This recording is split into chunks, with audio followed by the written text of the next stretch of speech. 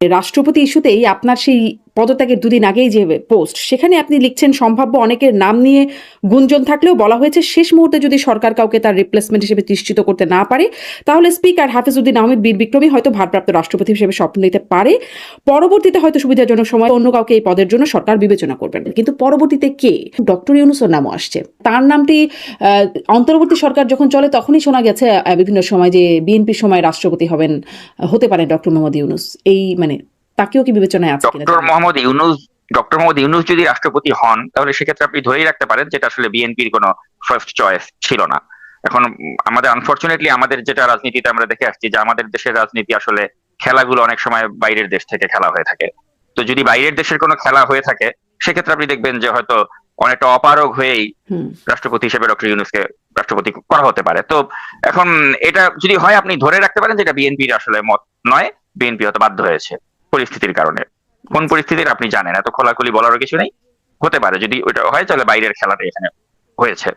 কিন্তু আপাত দৃষ্টিতে যদি বিএনপি তাদের মানে ফেভারিট তালিকায় 1 নম্বরে রয়েছেন মির্জা ফখরুল ইসলাম আলমগীর, আর যদি এখানে আন্তর্জাতিক কোনো খেলার কিছু থাকে তাহলে সেক্ষেত্রে ডক্টর ইউনূস হলে আমি অবাক হব না। আপনার কাছে জানতেই চাই যে পদত্যাগের আগেই আপনি এবং এর আগে আমি দেখেছি আরো কেউ করেছেন কিনা জানি না, কিন্তু আপনি লিখেছেন আপনার ফেসবুক পোস্টে, আমি দেখেছি জুলকারনাইন স্যার তিনিও লিখেছেন, আপনি লিখছেন যে রাষ্ট্রপতি মোহাম্মদ শাহাবুদ্দিন চট্টোপাধ্যায়ের অবশেষে সমাপ্তি ঘটতে যাচ্ছে, তাকে ইতোমধ্যেই জানিয়ে দেওয়া হয়েছে স্বাস্থ্যগত কারণ দেখে পদত্যাগ করার কথা। এটি আপনি পদত্যাগের অন্তত 2 দিন আগে লিখেছেন।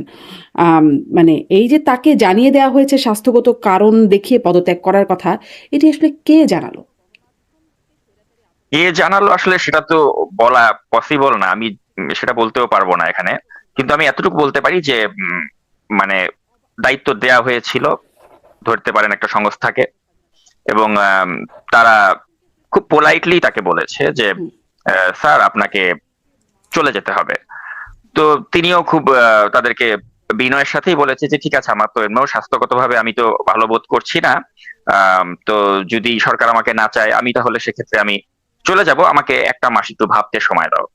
তো তখন তারা তাকে বললো যে আসলে এখানে ভাবাভাবির কিছু নেই স্যার, আমাদেরকে বলা হয়েছে আপনাকে 25 তারিখের মধ্যেই চলে যেতে হবে, 25 জুলাইয়ের মধ্যে। তো তখন তিনি বললেন যে তাহলে তো আসলে এখানে তাহলে আমার ভাবারও যেহেতু কিছু নেই তাহলে তো আমাকে যেতেই হবে, তো তোমরা তো সব জেনে বুঝেই এসেছো, তো তাহলে সেক্ষেত্রে ঠিক আছে আমার তাহলে যেটা করণীয় বলো, আমাকে কি করতে হবে আমি করে দিচ্ছি। তো তখন তারাও আবার তার সাথে খুবই ভদ্র ভাষায় তাকে বললো যে স্যার দেখেন আপনাকে আমরা এত বছর ধরে চিনি, আপনি অত্যন্ত মানে বিনয়ী এবং একজন ব্যক্তিত্ব সম্পন্ন মানুষ হিসেবে আপনাকে দেখেছি, তো আপনার সাথে কোনো বেয়াদবি করার ইচ্ছা আমাদের নেই, কিন্তু আপনাকে বিনয়ের সাথেই বলছি যে 25 তারিখ এর মধ্যে আপনাকে আসলে যেতে হবে, তো এটা আপনি কোনো বেয়াদবি নিয়েন না। তো তিনি বলছেন না, এটা তোমাদের যেটা দায়িত্ব তোমরা পালন করতে এসেছো, তো আমাকে কি করতে হবে বলো, আমি আমার মতো করে সেটা করে ফেলবো। তো অত্যন্ত মানে একটা কোর্ডিয়াল ওয়েতেই আসলে হয়েছে, মানে এটা এমন কিছু হয়নি যে আপনি যেটা দেখেছেন যে শেখ হাসিনার আমলে যেটা হতো, যে হাসিনার আমলে আপনি দেখেছেন যে একটা ব্যাংক কি করে এসালামের মাধ্যমে লুট করে ফেলা হতো।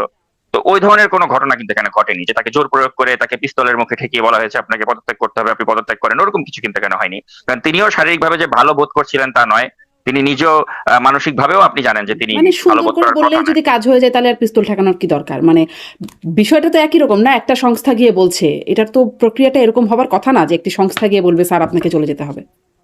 না, এখানে আরো অনেকগুলো ব্যাপার রয়েছে, এটাকে আসলে এত সরলীকরণও করা যায় না, কারণ ব্যক্তিগতভাবেও যে তিনি খুব ভালো বোধ করছেন তা নয়। আপনি দেখেছেন যে জাতীয় সংসদের মতো একটি জায়গায় যে তার মানে সন্তান তুল্য আহ, ছেলেগুলো যখন তাকে মানে তার সামনে অশোভন আচরণ করে, সংসদের পরিবেশ নষ্ট করে, তো সেটা আসলে আমি যতটুকু শাহাবুদ্দিন চুপ্পুকে দেখেছি তিনি কিন্তু তখন থেকেই মানে বিষয়গুলো নিয়ে খুব ব্যক্তিগতভাবে আপসেট ছিলেন, যে এখানে তারা চাচ্ছে না আমাকে, এবং তারা যদি না চায় আমি এখানে জোর করে থাকবো না। তারা তো চাচ্ছে না সেই 5ই আগস্টের পর থেকে, সেটাও সম্প্রতি তিনি বলেছেন যে 5ই আগস্টের পর থেকেই তো শুনছি আমার বিচার করার কথা।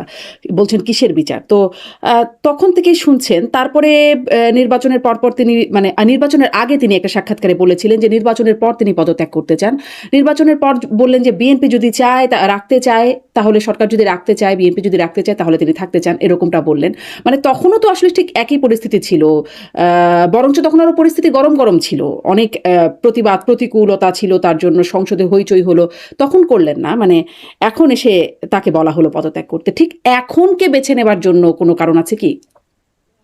এটা আসলে আপনি দেখেছেন যেখানে বাজারে অনেকগুলো কথা কিন্তু মানে প্রচলিত আছে এবং যেগুলো সবগুলো কিন্তু আপনি উড়িয়ে দিতে পারেন না। যেমন বলা হচ্ছে যে তিনি শেখ হাসিনার সাথে নাকি তিনি ফোনে কথা বলেছেন লন্ডনে গিয়ে। তো এটা একদম পুরোপুরি একটা মানে মিথ্যা একটা কথা। এটা আমি বলতে পারি আপনাকে যে এ ধরনের কোনো ঘটনাই ঘটেনি। তিনি লন্ডনে গিয়ে শেখ হাসিনার সাথে কোনো ফোনে কথা বলেননি। কিন্তু আপনার সাথে ব্যাপারটা কি এর হচ্ছে মধ্যে তিনি তার কথা হয়েছে, রাষ্ট্রপতির কথা হয়েছে, সাবেক রাষ্ট্রপতির? সেটা আমার হয়েছে কি হয়েছে না আমি সেটা আসলে এখানে বলতে চাচ্ছি না। আচ্ছা। কিন্তু বিষয়টা হচ্ছে যে আমি এটা বলতে পারি আপনাকে যে মানে তিনি ও ধরনের কোনো ঘটনা ঘটেনি। শেখ হাসিনার সাথে তার কোনো ফোনে কথা হয়নি। কিন্তু ওই যে বাজারে যখন মানে কিছু মানে মিথ্যাকেও যখন আপনি অনেকবার রিপিট করেন তখন এটা অনেকে সত্য বলে মনে করতে পারে। গোয়েবলস যেমন আমি এখানে ওই মাননীয় প্রধানমন্ত্রীর সব বিষয়ে তো আসলে তিনি তো তিনি ওয়াকিবহাল হবেন তা না। তাকে যেভাবে জানানো হয় অনেক সময় তাকে সেগুলো বিশ্বাস করতে হয়।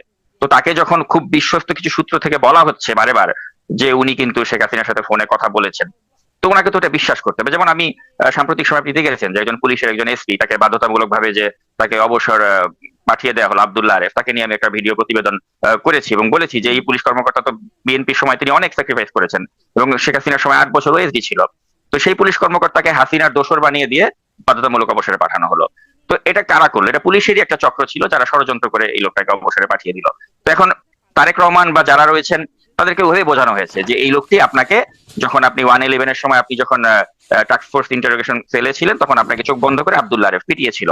কত হাস্যকর একটি বিষয় আপনি চিন্তা করে দেখুন যে একজন এসপি পদমর্যাদা, তখন তিনি অ্যাডিশনাল এসপি ছিলেন, তার পক্ষে কি তখন তারেক রহমানকে ওখানে গিয়ে পেটানো সম্ভব? ওখানে আর্মির যারা অফিসার ছিল তারা পিটিয়েছে, তারা নির্যাতন করে শারীরিকভাবে, কিন্তু এখানে আব্দুল্লাহ আরেফকে এখানে বলির পাঠা বানিয়ে দেওয়া হলো। এবং তারেক রহমানের পক্ষে তো আসলে এগুলো ভেরিফাই করা পসিবল না যে আসলেই কি উনি আমাকে পিটিয়েছেন, আসলেই কি উনি আমাকে রিমান্ডে কিছু করেছেন। কিন্তু তাকে বোঝানো হয়েছে যে এই পুলিশ কর্মকর্তা আপনার উপর এটা করেছে।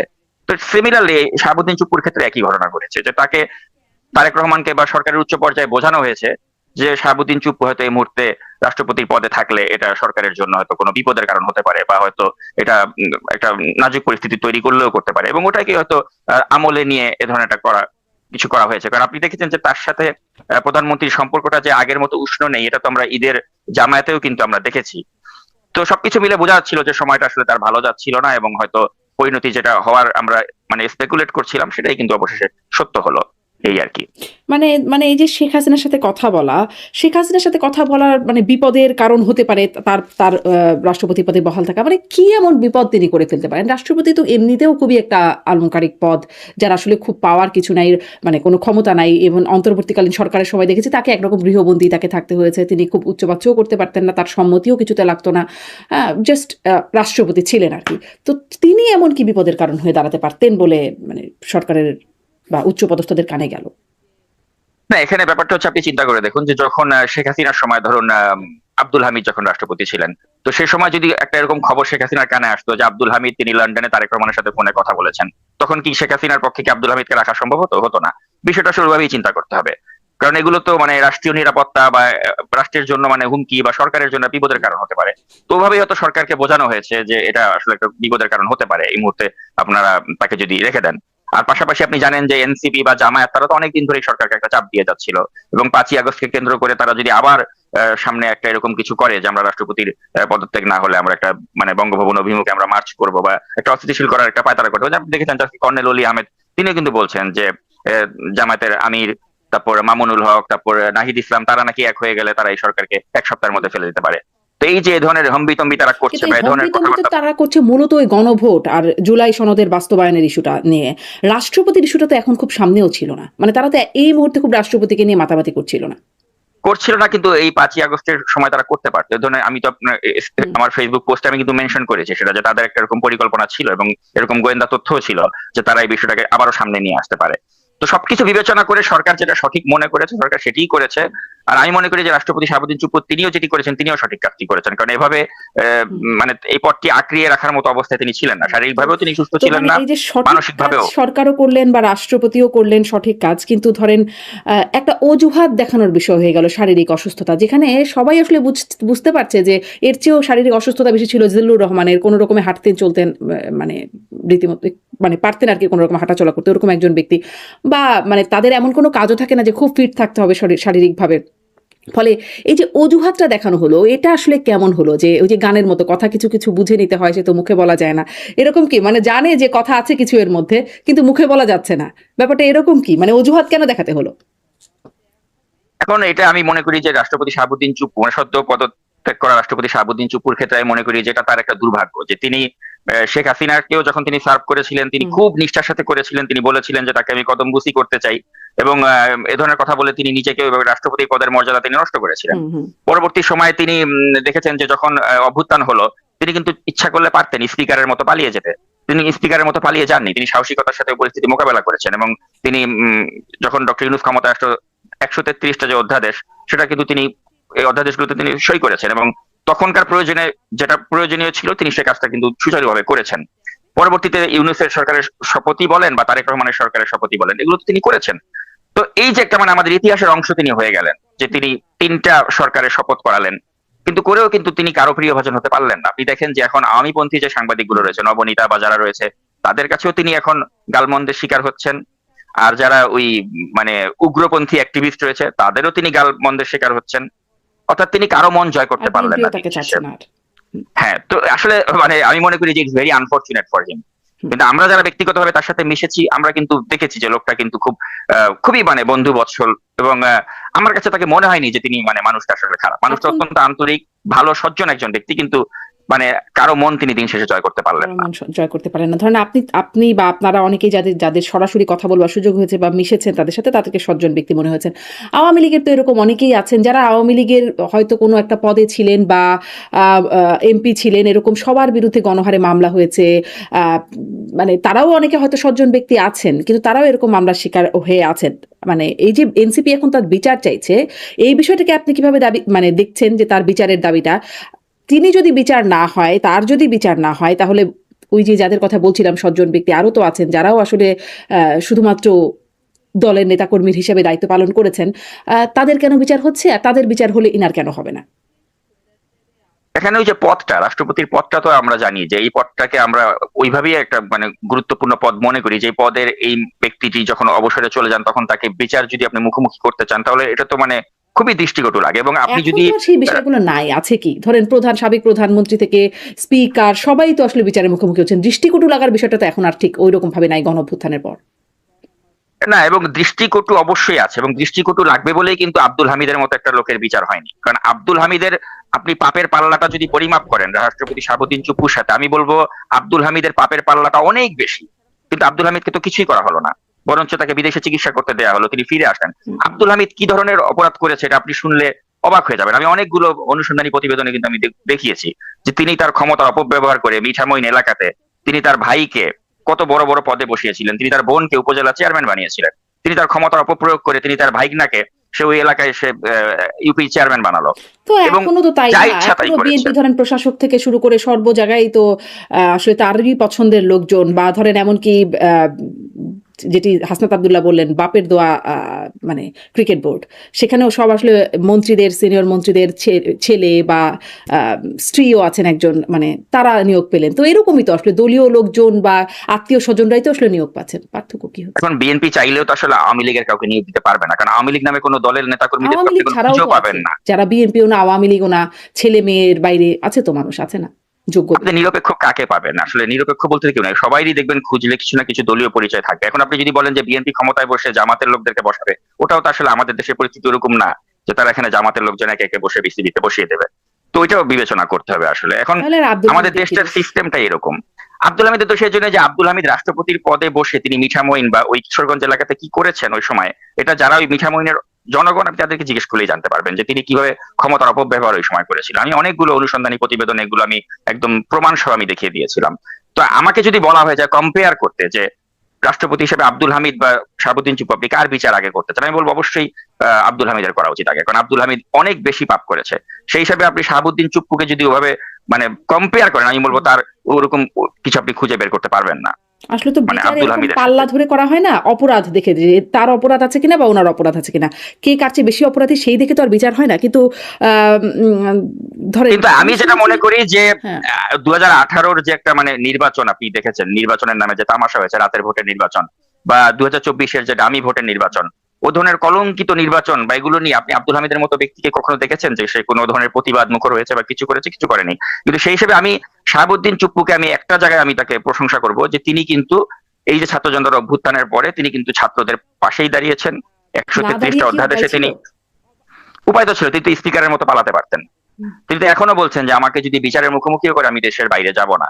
যেমন দেখেছেন যে সাম্প্রতিক সময় কিন্তু বলা হচ্ছে যে রাষ্ট্রপতির ছেলে নাকি আমেরিকায় চলে আসছেন, পালাবেন, এ ধরনের কথা কিন্তু আজকে সোশ্যাল মিডিয়াতে দেখলাম। কিন্তু এটা একদম পুরা মানে ভুয়া একটা খবর। রাষ্ট্রপতির ছেলে বাংলাদেশেই আছেন, বাংলাদেশেই থাকবেন, বলেছেন যে আমরা যদি কোনো অপরাধ করে থাকি বাংলাদেশে বিচার হোক, কিন্তু আমরা দেশ ছেড়ে কোথাও যাব না। তো ওই সৎসাহসটা তো তাদের আছে। হুম।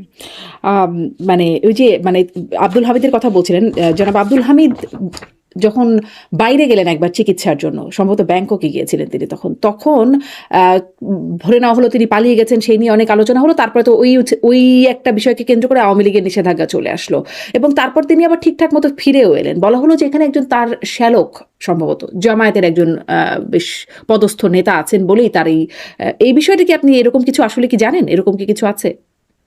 হ্যাঁ, জামায়াতের একজন নেতা, তারা ওই এসবি পুলিশের সাথে তার ওই সময় একটা ভালো সখ্যতা ছিল, এবং তারা এসবি পুলিশকে বলেছিল যে তাকে যেন যেতে দেওয়া হয়, আবার আসতে দেওয়া হয়, এবং সরকারের উপর মহল থেকেও তখন আসলে থেকে নিয়ে তেমন কিছু করা হয়নি। আমি মনে করি এটা ভালো কাজই হয়েছে, কারণ এই যে অন্তত রাষ্ট্রপতির পদটার প্রতি সম্মান দেখি হলো এই মানুষগুলোকে, এবং তারা তাদের বয়সের শেষ প্রান্তে চলে এসেছে। আব্দুল হামিদ এখন তার যে শারীরিক অবস্থা, এই অবস্থায় আমার মনে হয় না যে তার মতো ব্যক্তিকে এখন এই মুহূর্তে বিচারের মুখোমুখি করার মতো প্রয়োজনীয়তা আছে। অন্তত এই পদটির প্রতি সম্মান দেখি হলো আমি মনে করি যে এই ক্ষেত্রে সরকার যে কাজটি করেছে আমি এটাকে সমর্থন করি ব্যক্তিগতভাবে, যে আব্দুল হামিদের ক্ষেত্রে বা শাহাবুদ্দিন চুপুর ক্ষেত্রে যদি সরকার মানে এই পদটার প্রতি সম্মান দেখিয়ে হলেও যেন তাদের বিরুদ্ধে আসলে কোনো ওই ধরনের অ্যাকশনে না যায়, আমি ব্যক্তিগতভাবে এটা সমর্থন করি। যদি আমি জানি আমার এই মতের বিরুদ্ধে অনেকে বলতে পারেন, এটা আপনাদের ব্যাপার, কিন্তু আমি মনে করি যে অন্তত এই পদে যারা ছিলেন তাদেরকে একটা মানে ছাড় দেয়া যেতেই পারে। মানে জামাত বিএনপির যে বিরোধিতা দেখা যাচ্ছে, এটা কি আসলে দেখানোর জন্য দেখানো হচ্ছে নাকি আসলে সত্যিকারের আছে? কারণ ধরেন আবার অন্তর্বর্তী সরকারের কথাও এর মধ্য থেকে জিজ্ঞাসা করি, যেমন জামাত, শুনলাম তখন শোনা যেত যে অন্তর্বর্তী সরকারের একটা বড়